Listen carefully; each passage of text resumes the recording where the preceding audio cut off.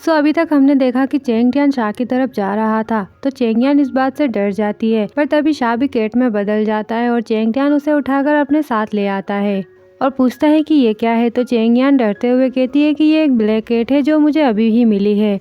तो वो बोलता है कि लोंग खुला है हर किसी को एक्सेप्ट करने के लिए, लेकिन इस तरह की अजीब चीजें ना रखना ही बेहतर होगा।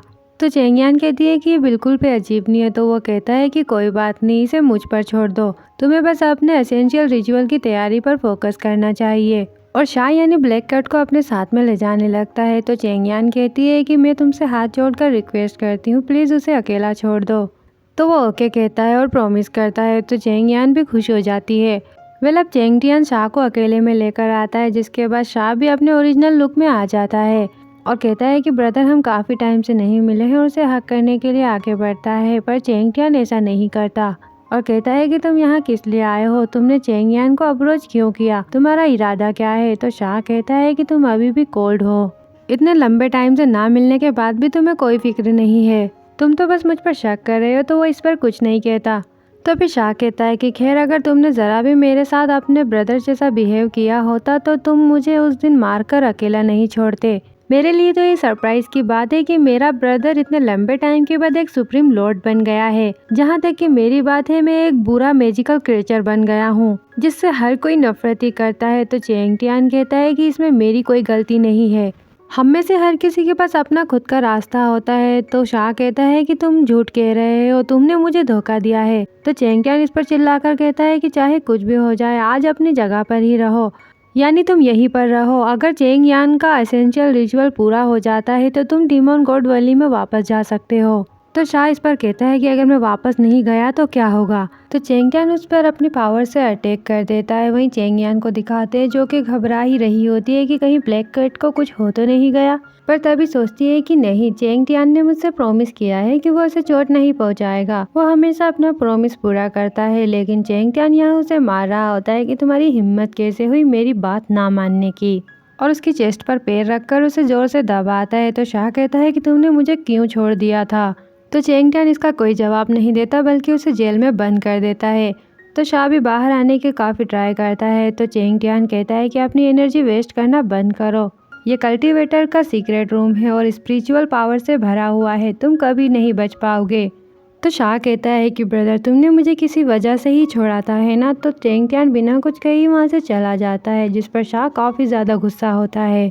और सीन यहीं पर कट हुआ, जिसके बाद अब चेंग यान को देखते हैं जो कि रेडी होकर वहाँ आती है जहाँ पर उसका एसेंशियल रिचुअल हो रहा था।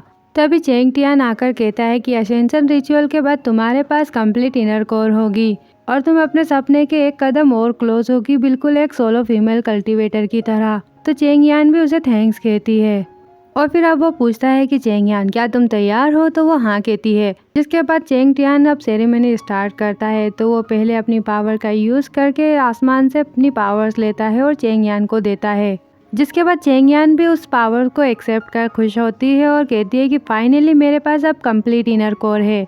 तो चेंग टियान उसके क्लोज आकर उसे अजीब तरह से टच करने लगता है, जो कि चेंग यान को बिल्कुल भी अच्छा नहीं लगता। और चेंग टियान उसके कानों में कहता है कि मैंने तुम्हारे लिए एक सरप्राइज तैयार रखा है।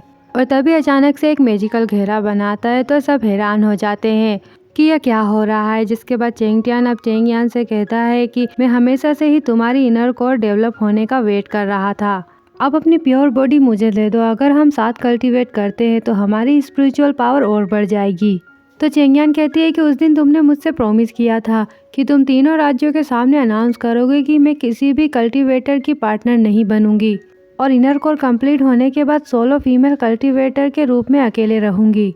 तुम अपना प्रॉमिस कैसे तोड़ सकते हो। तो वह हंसकर कहता है कि इसकी किसे परवाह है, तुम सोलो फीमेल कल्टीवेटर हो या नहीं, और इसके साथ इंटीमेट होने की कोशिश करता है। तो चेंग यान कहती है कि मुझे तुम पर यकीन था, तुमने मुझसे झूठ क्यों बोला। तो वो बस उसके क्लोज आने लगता है कि तभी इतने में चेंग यान अपनी सारी एनर्जी वापस आसमान में दे देती है, जिससे चेंग टियान दूर फेंका जाता है और घेरा भी टूट जाता है। वहीं बाकी सब भी परेशान हो जाते हैं कि आखिर क्या हुआ है, और चेंग टियान और चेंग यान दोनों की ही हालत खराब हो जाती है। तभी ब्लैक कैट वहाँ आती है, यानी कि शाह वहाँ पर आता है। तो चेंग यान उसे देखकर कहती है कि ब्लैक कैट तुम यहाँ हो।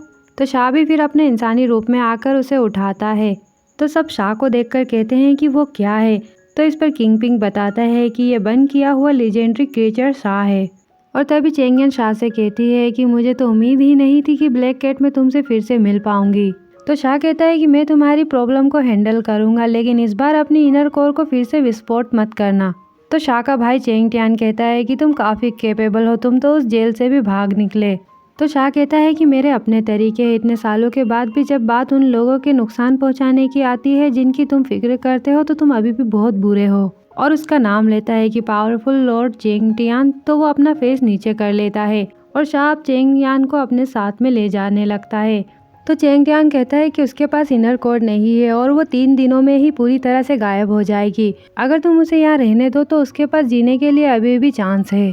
तो शाह कहता है कि मैं इसे बचा लूंगा, तुम्हें परेशान होने की ज़रूरत नहीं है, और चेंग यान को अपने साथ में ले जाने लगता है। तो वहीं लोग कहते हैं कि चेंग यान के डिमोन गॉड वैली में पहुंचने की न्यूज़ सच्ची थी, उसने एंशिएंट मैजिकल बीस्ट को जगा दिया। और उन दोनों के जाने के बाद चेंग यान अब सभी लोगों को भड़काता है कि चेंग यान ने बिना परमिशन के डिमोन गॉड वैली में एंटर किया और मैजिकल क्रिएचर को जगा दिया, और उन दोनों ने मिलकर लोंग क्यू डोजो को डिस्ट्रॉय कर दिया। मैं दुनिया के लिए अपने करीबी लोगों को सेक्रीफाइस कर दूंगा और इन दोनों को पकड़ने के लिए तीनों राज्यों के लोगों को तैयार करूंगा ताकि कल्टीवेशन वर्ल्ड से खतरे को दूर कर सके। और अब शाह को देखते हैं जो कि चेंग यान को उड़ाकर अपने साथ में ले जा रहा होता है। और बस इसी सीन के साथ पार्ट 3 यहीं पर एंड हो जाता है। एंड आई होप कि आपको वीडियो और ड्रामा एक्सप्लेनेशन अच्छा लगा हो। तो इसके नेक्स्ट पार्ट के लिए वीडियो को लाइक और चैनल को सब्सक्राइब जरूर करें। एंड तब तक के लिए bye bye and thank you.